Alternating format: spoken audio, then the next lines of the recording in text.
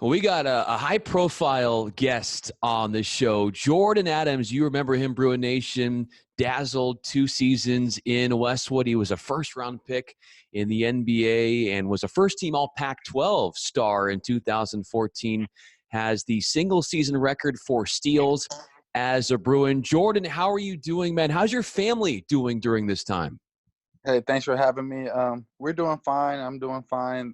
My family's just waiting like everyone else. Just the wait continues to get back outside and get back to normal life. You can follow Jordan on Instagram, outcast_JA1. I'm on Twitter at Brian Fenley. The name of your Instagram handle, how did you come up with that? Just being a big Outkast fan. Being born and raised here in Atlanta, Georgia. This is where they originated. So just like their tunes and their music flow. And you certainly do not want to be known. You're working to not be an outcast on the basketball court. You're working your way back. You're working out. You're playing. You've gotten over so many injuries. What drives you about resurrecting your career and changing the narrative?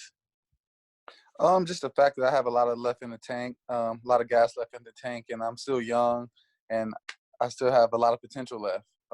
That what drives me the most.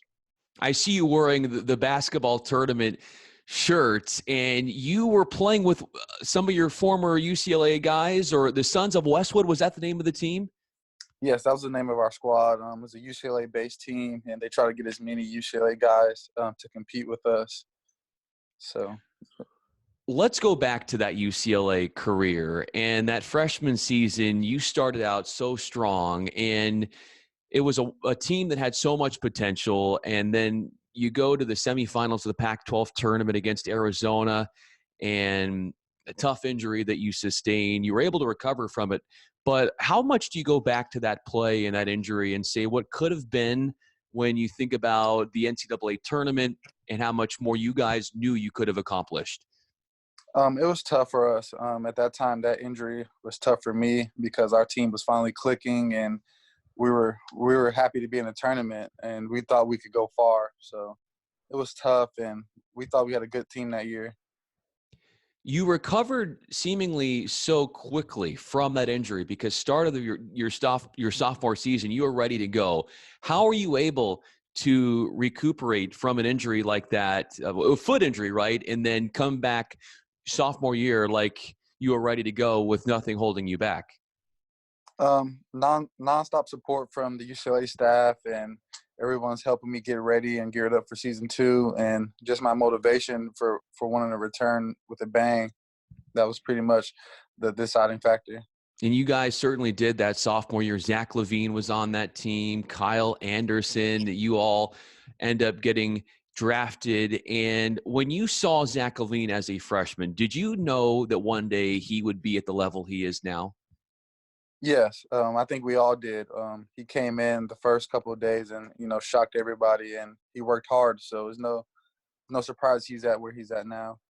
I want to ask you about what you're doing to work your way back. You're working out a lot. What is the protocol and what you're doing to keep in shape, keep conditioned until basketball starts up again and we get to see you out on the floor again? I'm just doing a lot of running. That's the most thing I could do is keep my wind, lifting a few weights here and there. But I think running has been my new thing now, going outside and just jogging around the neighborhood. You had these injuries, and I want to ask you about how you've overcome them when you got into the pros. But your decision to leave UCLA and go to the NBA, you were thinking about it a lot. You were thinking maybe I'll stick around. But what ultimately led you to say this is the right time? After my sophomore at UCLA, I know it's in my best interests to go to the draft.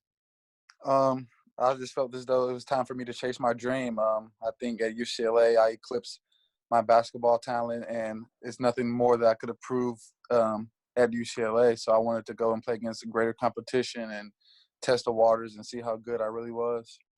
And you made the right decision because you were a first-round pick. What was draft night like? Were you anxious? Were you a bit fearful of where you might go? Take us through what was inside your mindset during that day and what could happen for you. That day was a great day for me. I started off going to the park just to shoot to get some relief because I was very nervous. I didn't know what to expect. I know I did good in all my pre-draft workouts, but there was no guarantee the team would select me. And then when Memphis called my name, I was very excited and very happy, and the nervousness was over then. When Memphis called you, they told you they were going to draft you. What was their reasoning for it? What did they see in you that they felt was draftable and that you could add to what they're doing? I think youth and potential at the time. I guess my shooting ability and making plays on the defensive end.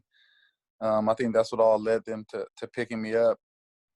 The challenges of joining a team, like you had said, that was really a playoff caliber team and trying to crack into the rotation and get some minutes. How did you stomach that? Because you started at UCLA and were dazzling, tons of playing time, bunch of minutes, and then you join a playoff team, and it's a much different scenario for you. Yeah, well, I knew when I got drafted to Memphis, it would be tough for me to just go in and play. So I just wanted to do everything by earning the coaches' uh, trust and the front office trust, and that I was able to, play without messing up their organization and keeping everything solid. And eventually they had you go down to the G League and get some reps there. How did you take that? Because when you were there, you played so well, but it must have been a challenging thing to have to stomach. Yeah, that was tough for me going into my rookie year because I thought that I was drafted to be with the big squad, and I kept getting sent down. So it was adjustment, and I had to find that balance throughout that whole rookie year. So I feel like it was tough for me at first, but towards the end, I got a grasp of it. How do you feel like your career would have been different? And again, like you said, you're still young. You have so much in front of you still. But the sample size we have seen from you in the NBA until you work your way back there, how much would it be different if you didn't have the injuries that were unfortunate and that you had to deal with when you got to the league? I think I'll still be on someone's roster right now and still playing my same game, knocking down threes and playing good defense and helping my team win. What's been your mindset since being waived from the Grizzlies, and how you are slowly working your way back and the different leagues that you've played in and rehabbing and finally making a new start for yourself? My mindset's just been take care of myself, make sure I'm my best self, so that way I'm a product that everybody can see and people won't second guess me from having injuries. So that's been my mindset, and just trying to come back stronger. What is something about you that people on the outside have no clue about that makes you special? Um, I just have a good work ethic, and I'm a good person. So I feel like that ties into to who I am and everything I do going forward. When you left the league, you played in the G League for a little while, and then you played with the Syrian national team, or you played with Syria. What was that all like doing that? It was fun. It was my first experience overseas, so I got to play with a club from Syria in Dubai, and it was a 10-day tournament, and we performed well. We didn't win the championship, but it was a great experience for me to play with guys from a whole nother country. And now you are in, or you were until the whole coronavirus, where you're playing in Mexico. Yes, I was down in Mazatlan, Mexico. And how was that experience going for you? Oh, that was great. It was fun. It's a tough league. You play a lot of back-to-back games, and it's physical. And I was able to play. My coaches allowed freedom, so it was starting to be fun for me. Has your game changed at all with the injuries, like adding a different element to your game, or how has that affected the way you approach each game and in the skill set you bring? No, my game hasn't changed. Injuries didn't do anything but set me back, but my game is still the same game that I've been playing my whole life through high school, college, and in the NBA. So I didn't feel need to change it until someone stops me. Why basketball?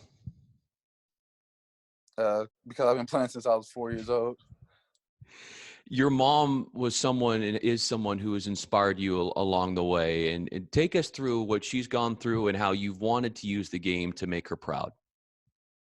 Yeah, she had a stroke after my first season at UCLA, and she hasn't recovered fully. but that's just our motivation. And she's doing well now. But her Good. main goal is just to watch me play basketball, whatever level that is. She gets happy just watching me play the game that we both love.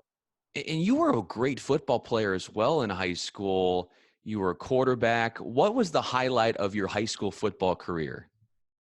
I would say probably starting as a freshman, starting quarterback as a freshman. It was tough, it's competitive, and it gave me a look on football, how hard it really is. Is there something that you would like, when you look back at your UCLA career, that if you could have done one thing differently, what would you have done? Probably my eating habits, my diet. I probably would have came in more lean, more in shape. I feel like that would have helped me at my career at UCLA. We had so much fun watching you at UCLA those 2 years, and the sophomore season that you had, that experience of playing in the NCAA tournament. Take us into the pageantry and what that must have been like for you before you ended up going pro.